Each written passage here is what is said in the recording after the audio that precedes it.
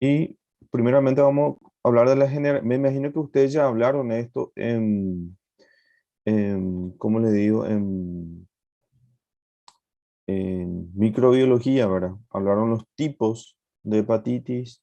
Me imagino que ya hablaron ya, ¿verdad? Y hay dos, principalmente vamos a hablar acá dos tipos. Introducir más compañeros. Ahí. Vamos a hablar de dos tipos de hepatitis, ¿verdad? Están los hepatotróficos conocidos y los no conocidos.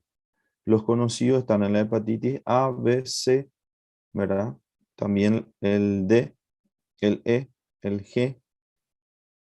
Y vamos a estar hablando los no hepatotrópicos, que ahí vamos a encontrar lo que es el virus del Epstein-Barr, el citomegalovirus, el virus del herpes y el virus del sarampión. ¿Qué quiere decir eso? Que no son virus que afectan solamente el hepatocito, sino el hígado, sino puede afectar otras partes, pero también suele generar un cuadro de hepatitis, un cuadro principalmente, ¿verdad? Vamos a ver, la hepatitis viral puede ser aguda y crónica, dependiendo de la forma, ¿verdad? La aguda, vamos a ver que va a elevar principalmente la transaminasa por lesión hepática y va a haber principalmente lesión difusa hepática necrótica e inflamatoria. Y la crónica ya hay una lesión hepática necrótica e inflamatoria y también ya hay fibrosis. Esa es la característica principalmente diferente que vamos a observar de los otros tipos de hepatitis, ¿verdad? En la aguda y la crónica. Vamos a ver también cuáles son los tipos de hepatitis que llevan a la cronicidad. Vamos a hablar también del daño hepático. Hay dos mecanismos que van a generar eso, ¿verdad? El daño que va a generar. Que uno a través del daño directo y el otro es a través de las respuestas inmunitarias contra el antígeno del virus. Son dos formas que va a generar este daño, ¿verdad? Y vamos a ver que el grado de la inflamación y de necrosis va a depender principalmente de la respuesta inmunitaria que que puede generar ese daño en sí, ¿verdad? Depende más importante de la respuesta inmunitaria.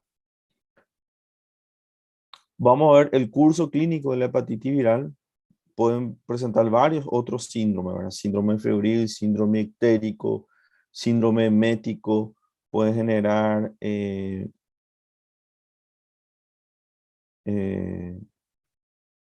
puede ser, puede generar también otros síndromes. Voy introduciendo más compañeros. Cuando me freno porque voy introduciendo a compañeros. Muy bien.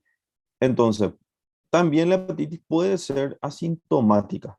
O sea, el paciente no tener ninguna sintomatología, pero nosotros le realizamos las pruebas serológicas y vamos a saber que este paciente tiene hepatitis, ¿verdad? O sea que eso es su forma asintomática.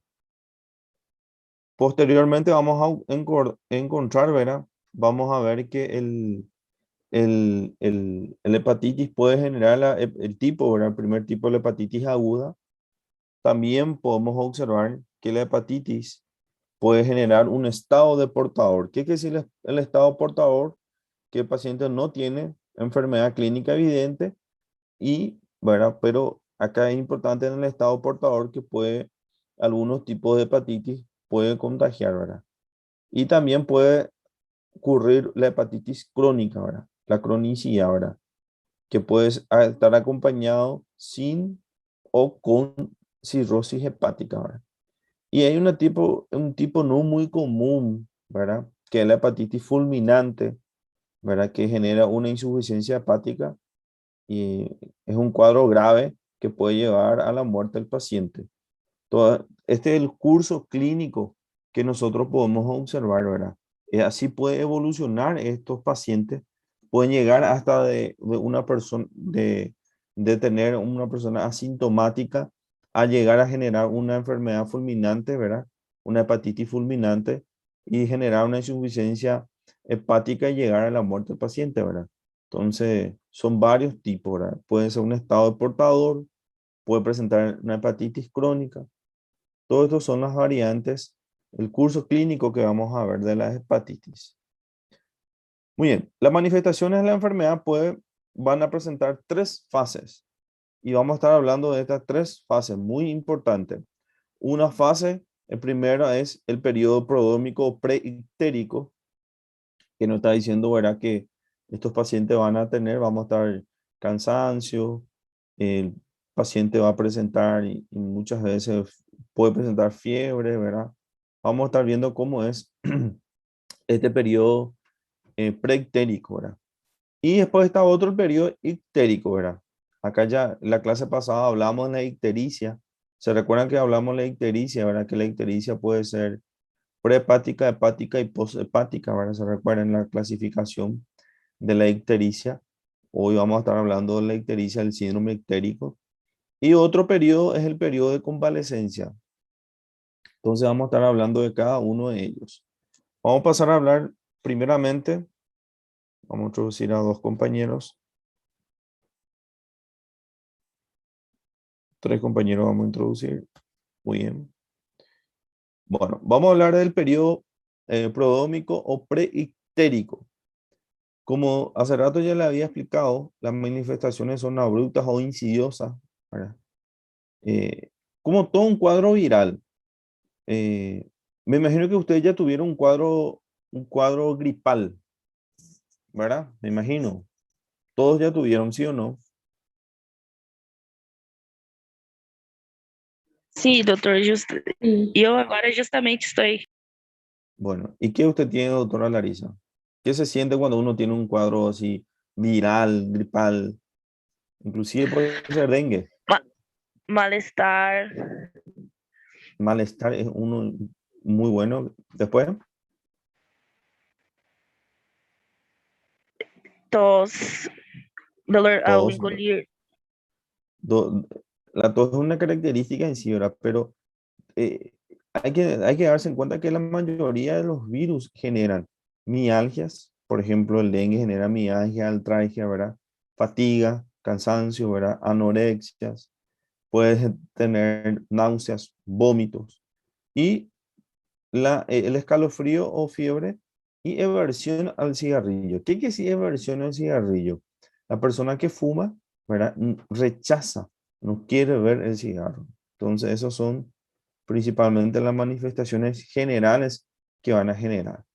Y acá ya vamos a encontrar a través de los exámenes complementarios el aumento de los niveles séricos de las transaminasas.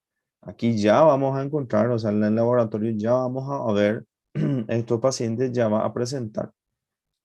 Muy bien. Pasamos entonces al otro periodo, el periodo ictérico. Acá, ¿qué es lo muy importante en este periodo? La ictericia, ¿verdad? Por eso tiene su nombre, ¿verdad? Aparece de 5 a 10 días posterior al periodo prodrómico, ¿verdad? Van a aumentar inclusive los niveles de bilirrubina y vamos a ver que los síntomas iniciales, ¿verdad? Que iniciaron en el preictérico se van a exacerbar, ¿verdad? Y la ictericia, la coloración amarillenta de piel y mucosa. Y muy frecuente estos pacientes van a tener plurito intenso. ¿Saben lo que es plurito, verdad?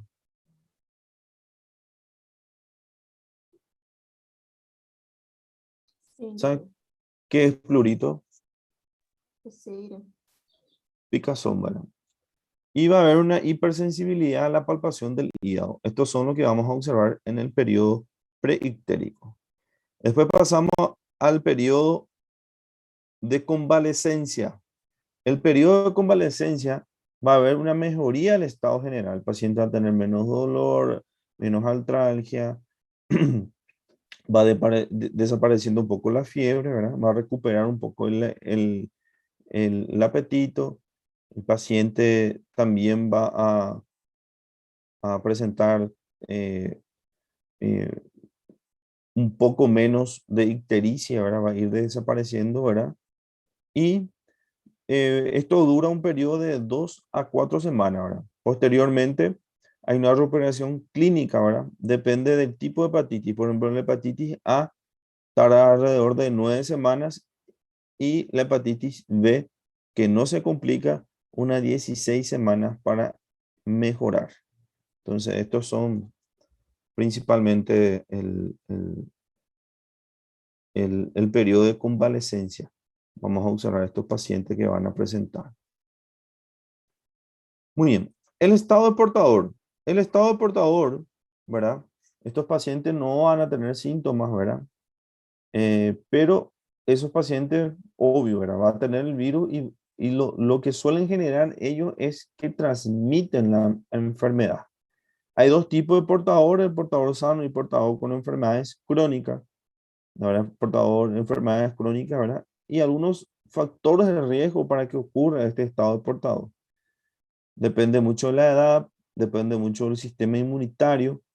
Hay pacientes si tienen múltiples transfusiones suelen tener más probabilidad a presentar el estado de portador, ¿verdad? Los usuarios de drogas endovenosas, ahora OIV, y los pacientes que requieren de hemodiálisis suelen ser factores de riesgo. Estos son los factores de riesgo que pueden llevar al paciente, ¿verdad?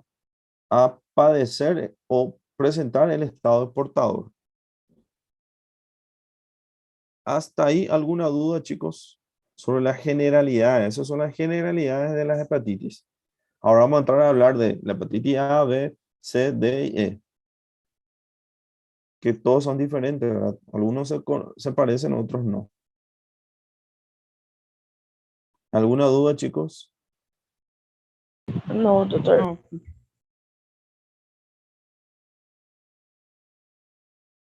Muy bien. Pasamos entonces. Vamos a hablar de la hepatitis A. La hepatitis A es un virus ARN. Me imagino que ustedes saben la clasificación de los virus. ¿Cómo se clasifican los virus? Microbiología.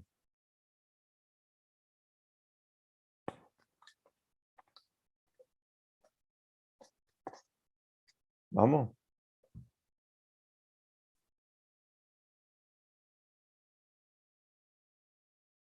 ¿Se desconectó?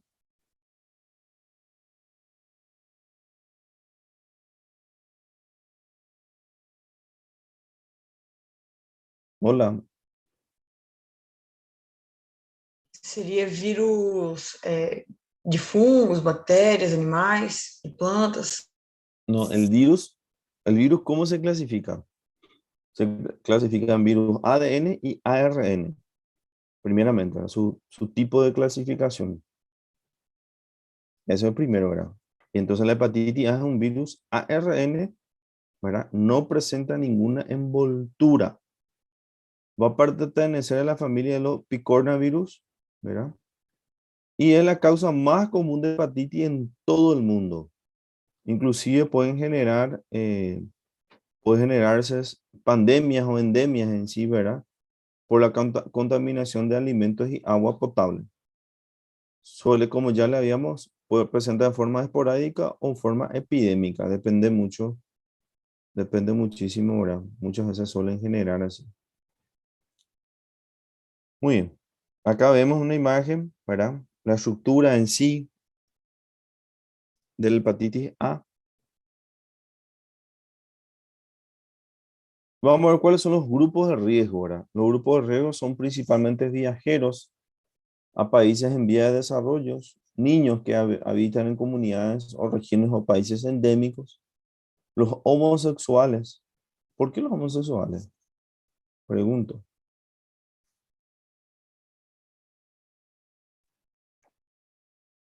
porque como la relación es anal, piensan, como no tienen posibilidad de quedar embarazados, no usan protección, pero sí transmiten enfermedades. Ahí bastante, ¿verdad? Hay que tener cuidado con eso, ¿verdad? Muy bien. Los consumidores de drogas, ¿verdad? Pacientes con trastorno de coagulación y pacientes con hepatopatía crónicas son grupos de riesgo de, inclusive, ¿verdad? Consumir, ahí vamos a ver cómo es el tema, de ¿verdad? La transmisión es vía fecal oral, muy rara, que sea vía parenteral o sexual, ¿verdad? Pero suele generar, pero más común es vía fecal oral y es una enfermedad principalmente benigna y autolimitada. Puede producir una hepatitis fulminante, ¿verdad? Pero no, es muy raro. puede llegar a inclusive generar un cuadro silento subclínico en los niños y los jóvenes. Y ahí está, muchas veces los niños pueden ser portadores, ¿verdad? Y pueden transmitir, principalmente los adultos jóvenes. Como sabemos, ¿verdad? Que como es un virus hepatotrópico, ¿verdad? Se replica en el hígado, ¿verdad? Y se excreta a través de la bilis y va a eliminarse en las heces, ¿verdad? Que esa heces, ¿verdad? Después de las 2 semanas antes de la aparición de los síntomas, termina a elevarse los niveles de inmunoglobulina. Es algo muy importante que puede, o sea, no produce hepatitis crónica, ¿verdad? Este es importante saber porque la hepatitis A no es muy común. La hepatitis B es más común que genere una cronicidad, una hepatitis crónica, ¿verdad? Acá vemos cómo ocurre, ¿verdad? La transmisión fecal oral, lo que recién le había explicado. Me imagino esto ustedes ya lo dieron en microbiología. Y su periodo de incubación es de 15 a 45 días. Los síntomas tienen una aparición brusca y vamos a ver que hay la probabilidad de presentar síntomas de acuerdo a la edad, ¿verdad? Muchas veces, como vimos ya los niños y los adultos jóvenes a veces pueden no desarrollar, ¿verdad? Y los síntomas pueden durar 2 meses, ¿verdad? Puede inclusive prolongarse más y entre 4 a 8 semanas suele eh, ya ver la resolución completa, ¿verdad? Acá vemos la evolución cronológica, ¿verdad? De la infección por el virus de la hepatitis, cómo van a elevarse el IgM, ¿verdad? Al cuarto día, vemos, ¿verdad?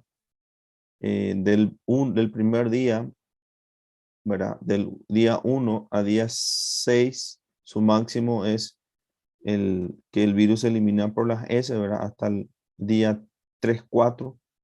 Después en 5 ya empieza a bajar, el 6 y el 7 va posteriormente.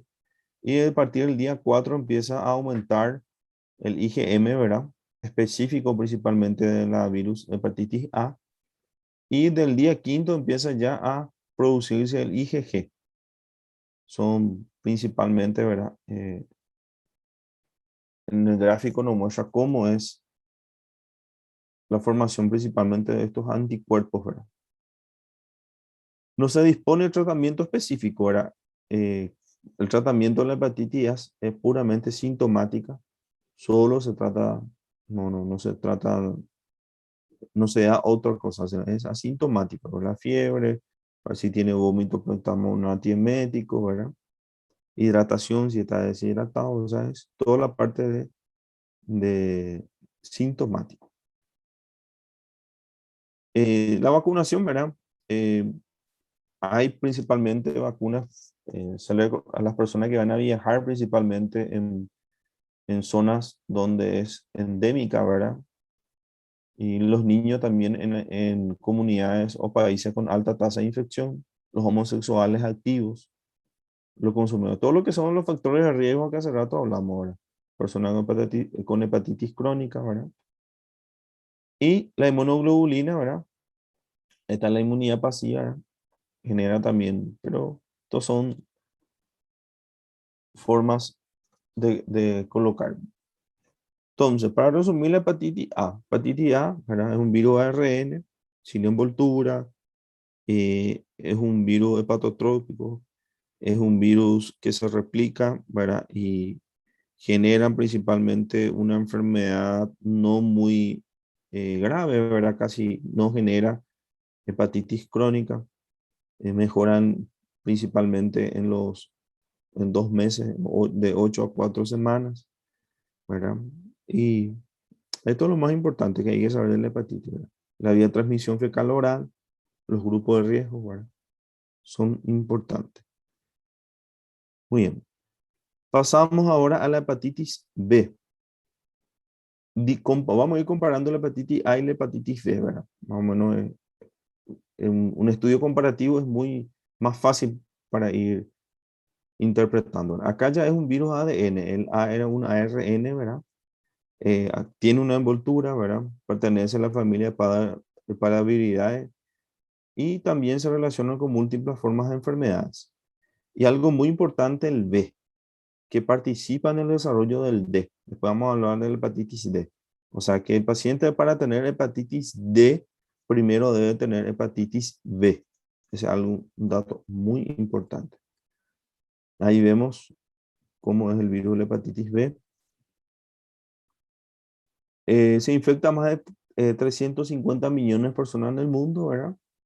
Y se transmite principalmente por sangre, suero infectado, por contacto oral o sexual.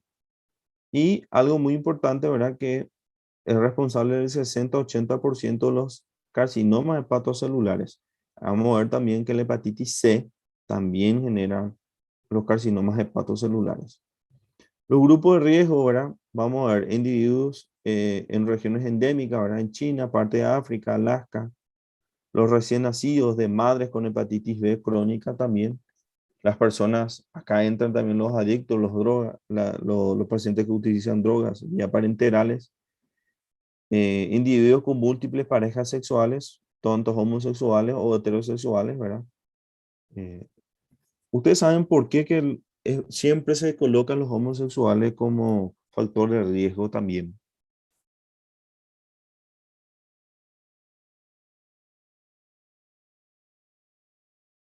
¿Saben por qué?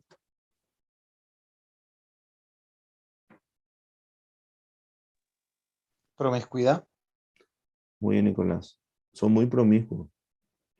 La mayoría de los homosexuales, ¿verdad? No hablo en general, ¿verdad? Pero la mayoría son muy promiscuos, tienen varias parejas y sin protección. Los hemofílicos también, ¿verdad? Necesitan tratamiento, ¿verdad? El personal sanitario, hay que tener en cuenta esto, los personales sanitarios. Los residentes también, miembros del personal de instituciones para discapacidad mental, ¿verdad? Ya entra dentro de los personales de blanco y los pacientes con hemodiálisis. Acá vemos la distribución mundial, ¿verdad? De la hepatitis. Vemos que hay, en la parte roja hay una alta incidencia, ¿verdad? Una prevalencia de la hepatitis B.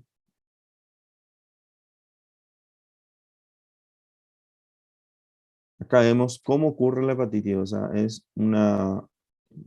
cómo va a generar esto, ¿verdad? La enfermedad va a generar un complejo inmunitario, ¿verdad? Que va a generar principalmente los síntomas inicialmente y posteriormente, dependiendo de cómo va a ser, ¿verdad? Inclusive, pues, a través de la leche materna, secreciones vaginales, sangre, semen, saliva, ¿verdad? Generar estas transmisiones, puede generar una transmisión de mamá al feto también, ¿verdad? Y primero puede haber un cuadro agudo, ¿verdad? Puede llegar a una curación, pero también puede generar una respuesta inmunitaria, eh, eh, principalmente afectando, llegando a la cronicidad, ¿verdad? Y con eso puede llevar a una hepatitis fulminante, puede llevar a una cirrosis y puede llevar también a un carcinoma hepatocelular. La hepatitis B tiene un periodo clínico, ¿verdad? Un periodo de incubación de 30 a 180 días. La hepatitis aguda principalmente tiene su curso silente, es leve y casi la progresión de la cronicidad depende mucho de la edad y otros factores que ya hablamos, los factores de riesgo. La hepatitis crónica, ¿verdad? Hay una intolerancia inmune, hay una activación inmune y el paciente va a generar un portador crónico. Y la resolución de la enfermedad en la eliminación del virus y la seroconversión es un dato muy importante para saber si estos pacientes ya no tienen. Ahí, acá vamos a ver la fiebre, el exantema, la artritis, la ictericia, la orina oscura, el malestar, la anorexia, náuseas, dolor en cuadrante superior derecho, ¿verdad?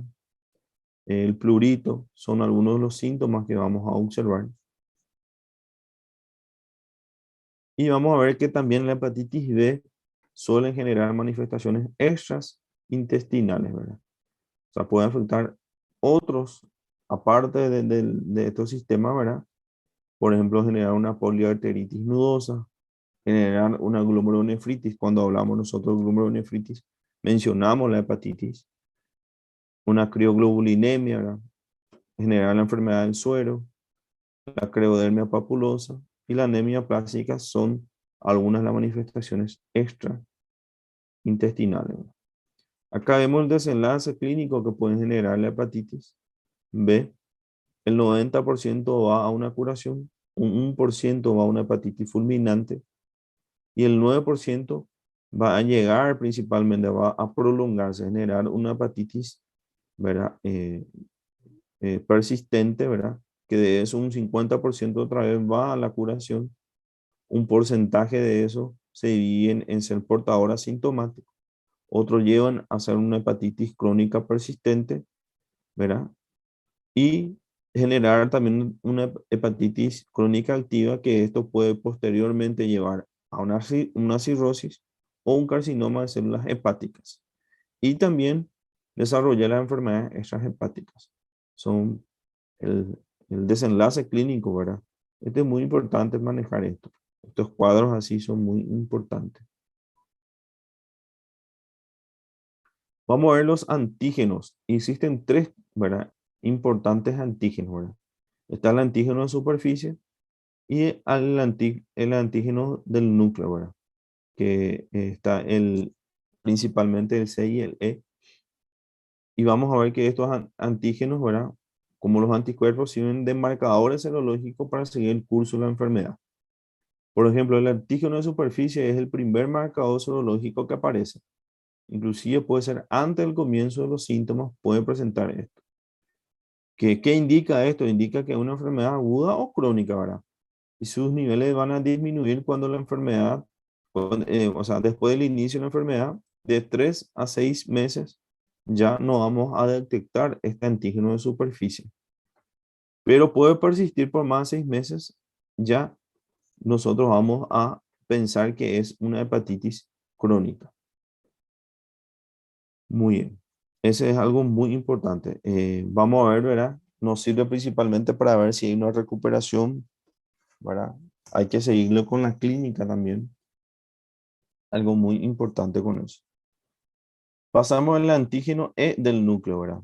Es un marcador activo de la enfermedad también, ¿verdad? Aparece también durante el periodo de incubación y después de la aparición del antígeno en superficie, ¿verdad? Se encuentra en presencia primeramente en un periodo de replicación intensa y importante, ¿verdad? Desaparece, después de que desaparece el antígeno, indica el comienzo de la resolución de la enfermedad aguda. Entonces es importante también este. Y está el C, no es un marcador útil, no se utiliza mucho en sí, ¿verdad?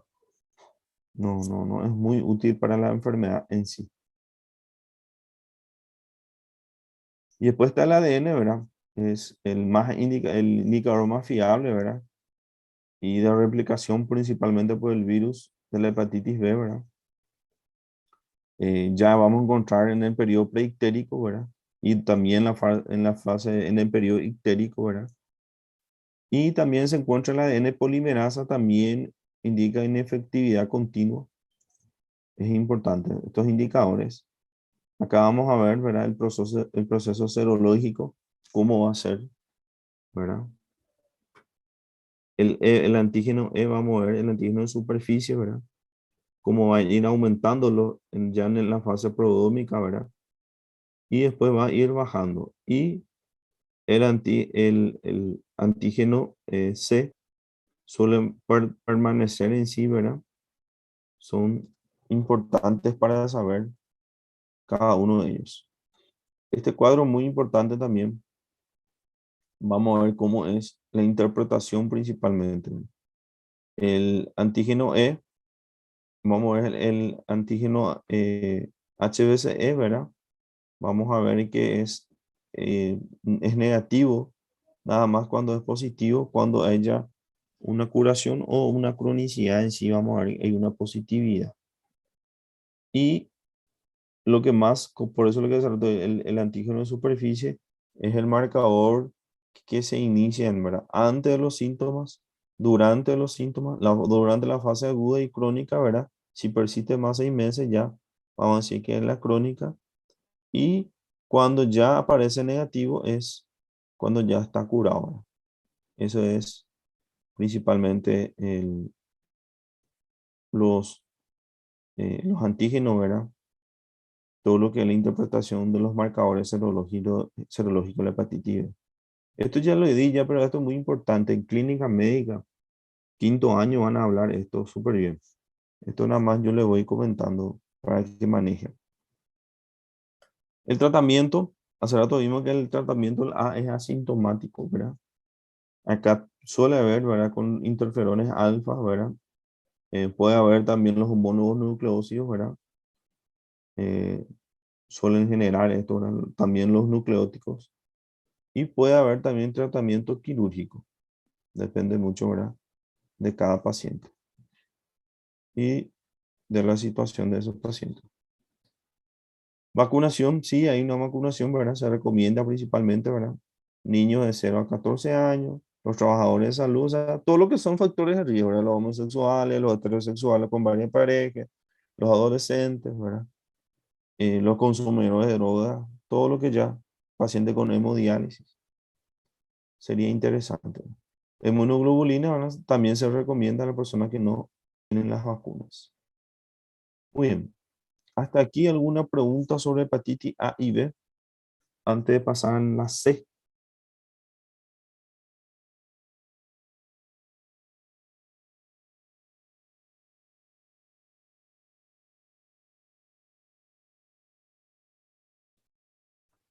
¿Alguna No. pregunta? No hay. No, doctor. Bueno, pasamos a la C. La C vamos a ver que es otra vez un ARN. ¿Verdad? Vemos entonces el A y el C son ARN, el D era ADN. Pertenece a la familia Flavivirus y vamos a ver que existen 6 genotipos y más de 60 subtipos, ¿verdad? Siendo el 1 el más peligroso. Y algo muy importante acá, ¿verdad? Un dato muy importante es que la hepatitis C es la causa más frecuente de hepatitis crónica, cirrosis y carcinoma hepatocelular. Entonces, este es los 3C, como se suele decir.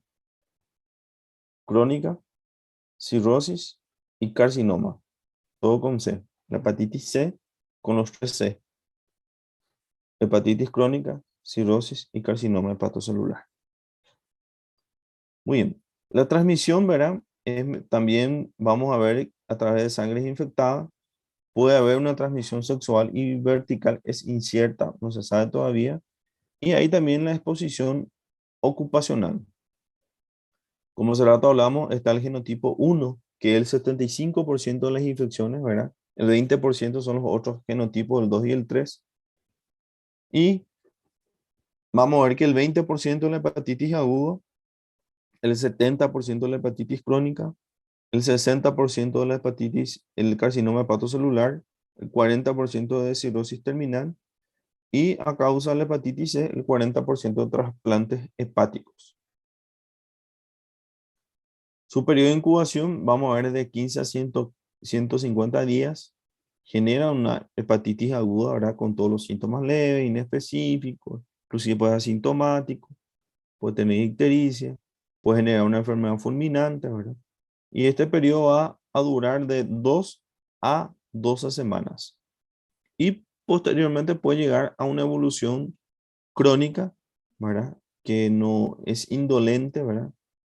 Y el síntoma más importante de aquí, ¿verdad? Es principalmente la astenia. ¿Qué quiere decir la astenia? Flaco, sin energía. Cansancio, ¿verdad? Tener cansancio. El B generaba también manifestaciones extrahepáticas. Y acá vamos a ver también que generan el C, ¿verdad? La glomerulonefritis, el linfoma, diabetes mellitus, otros tipos, ¿verdad? Autoinmunitarios, ¿verdad? Y acá vamos a ver las secuencias serológicas, ¿verdad? Principalmente los primeros meses, cómo va a generar este aumento, ¿verdad? Principalmente la hepatitis C, ¿verdad? La persistencia del RN del virus del C, vamos a estar observando ahí, ¿verdad? Que suelen generar. Y la prueba más exacta para detectar es la medición del ARN del virus en el suero, ¿verdad? Ya se detecta a la semana o a 2 semanas después de la infección. Y también muy importante, ¿verdad? Nos va a servir para para el diagnóstico y el tratamiento, ¿verdad? Los anticuerpos no son no sirven como marcador, ¿verdad? Y no existe vacuna, ¿verdad? Se está trabajando bastante con la vacuna contra la hepatitis C. Acá vamos a dar desenlaces, ¿verdad? De la hepatitis C, un 15% va a la curación, otro 15% va a una cirrosis rápida y un 70% va a una infección persistente. De esos 40% son asintomáticas. De ellos van a un porcentaje de una hepatitis crónica. De ellos, un 6% genera una insuficiencia hepática, un 20% una cirrosis y un 4% una hepatitis en una carcinoma hepatocelular. El tratamiento depende, ¿verdad? La respuesta vírica, ¿verdad? Tratamiento es principalmente muchas veces varía bastante, ¿verdad? Si es la forma aguda o crónica. No vamos a hablar mucho de tratamiento. Y la D, la hepatitis D, ¿se recuerdan que hablamos de la hepatitis D? Que es importante, primero, ¿verdad? Es un virus ARN también, ¿verdad? Pero produce también hepatitis aguda y crónica. Pero para que el paciente tenga hepatitis D, sí o sí debe de primero tener la hepatitis B. Entonces, es algo importante, ¿verdad? Y como es ahí igual, casi parecido a la hepatitis B, ¿verdad? Su vía de transmisión, ¿verdad? Acá vemos que un virus ARN, siempre la infección aguda puede ser una coinfección con hepatitis B o una sobreinfección posterior a un virus de la hepatitis B, ¿verdad? Y va a aumentar principalmente la infección, ¿verdad? La gravedad de la infección de los pacientes. O sea, que un paciente que tiene hepatitis B, que posteriormente tenga una hepatitis D, ¿verdad? Es más común que generen complicaciones, que se agrave más ese caso. Puede llegar a una hepatitis fulminante, inclusive generar una hepatitis crónica o una cirrosis. Acá vemos primeramente de una coinfección entre la hepatitis B, ¿verdad? Y después el D, y suele generar esto que recién ya le había mencionado. La hepatitis D, también su diagnóstico la detención de anticuerpos, ¿verdad? Y la RNA, antígeno del virus del suero. Y elecciones del interferón, ¿verdad? Suele generar pero muchas veces. ¿Cómo prevenimos el D? ¿Cómo vamos a prevenir la hepatitis D? Primeramente preveniendo lo que es la hepatitis B. Porque si el paciente no tiene hepatitis B, no va a tener hepatitis D. No sé si es un trabalengua por eso, ¿verdad? ¿Entendieron eso? Eso es lo que quiero que entiendan.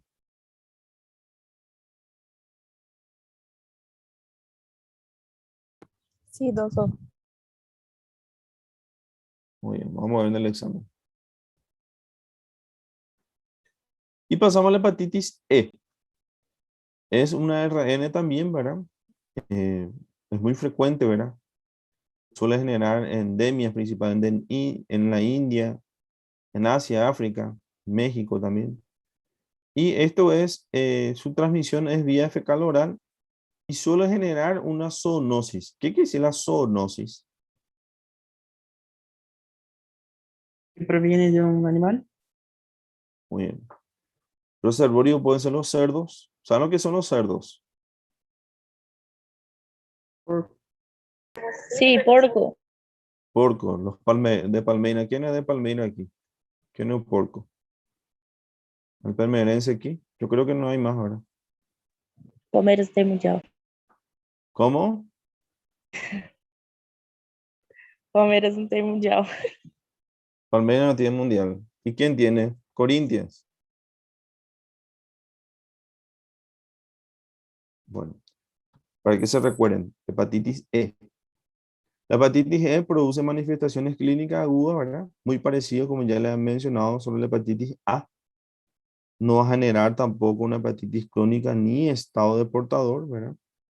Y suele tener una alta mortalidad por hepatitis fulminante. Los tratamientos son de soporte igual que el A. Y aquí, un resumen. Este es la cola para el examen, ¿verdad? Este es la cola para el examen, ¿verdad? Va dejando todos los tipos de hepatitis, ¿verdad? El A, el B, el C, el D y el E. Y, ¿verdad? Cada uno de ellos cómo se genera, ¿verdad? Su estructura, ¿verdad? Un ARN, de su clasificación, ¿verdad? En la transmisión, cada uno de ellos cómo se transmite, su inicio, si es brusco, insidioso, brusco, brusco, su periodo de incubación, la gravedad, ¿verdad?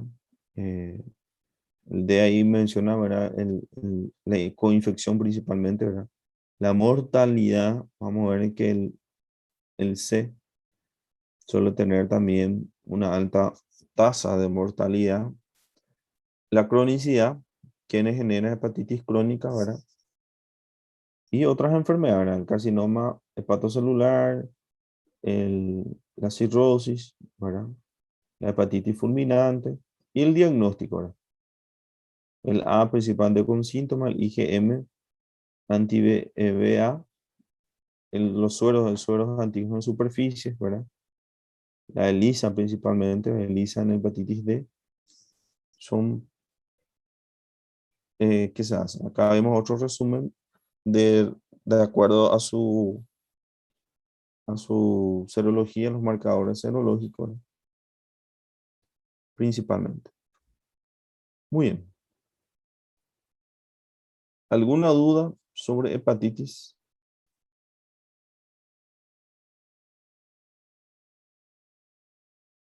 No, no. En Brasil hay bastante hepatitis. No sé si alguna vez ustedes ya padecieron de hepatitis. Doutor, Diga, Renato. eu estava acompanhando por livro, tá? De patologia. Y tiene una frase que habla que las personas que tienen hepatitis C tienen probabilidad de desarrollar una relación con... O que eu tinha visto? Estava lembrando outra coisa, perdão. Com a insulina, tem uma dificuldade de absorção. Ou Sí, y por eso decía en el C, ¿verdad? Puede generar inclusive una diabetes mellitus autoinmunitaria. Puede generar a consecuencia de eso. Porque generan respuestas inmunológicas, ¿verdad? Entonces eso puede, a consecuencia de eso. La hepatitis es bien complejo. Nosotros estamos abordando recién un inicio, mucho más amplio que esto, la hepatitis. Es una enfermedad común. Acá en Paraguay suele, no sé si en Brasil suele también, le voy a decir la experiencia médica en sí, ¿verdad? En Paraguay muy común es que el paciente tenga hepatitis y le dicen, no le lleves junto al doctor. Porque ¿qué nosotros le damos? Piensen, ¿qué le vamos a dar nosotros? Viene un paciente con fiebre, con ictericia, le hace tratamiento, diagnostica hepatitis A. Bueno, boom, hepatitis A, que es lo más común. El tratamiento sintomático, ¿verdad? ¿Y qué suele pasar?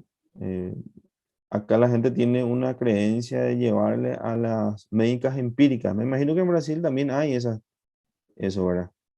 Y le dan algunos eh, remedios, unos fitoterapéuticos, ¿verdad? Y a veces empeoran con eso, le generan vómitos de diarrea. Una vez me trajeron un color negro con un olor horrible. Yo no sé cómo la gente toma eso.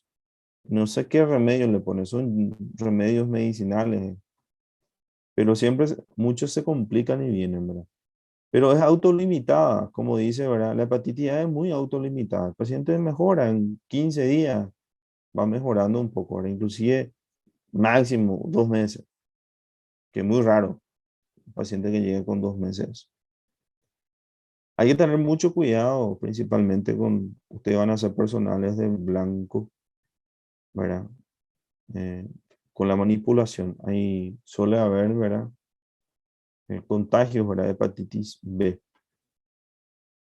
Eh, en el hospital tuve yo, ¿verdad? Un profesor que tuvo un accidente laboral en quirófano, un cirujano, y muchos hablaron de eso. de la hepatitis B, ¿verdad? Tuvo hepatitis B posteriormente a eso. Somos expuestos, ¿verdad? Estamos expuestos a eso. Y hay que cuidarse bastante, ¿verdad?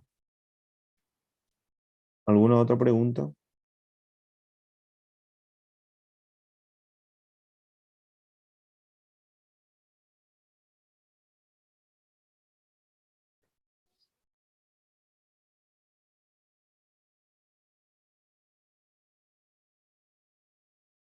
¿No hay dudas, preguntas?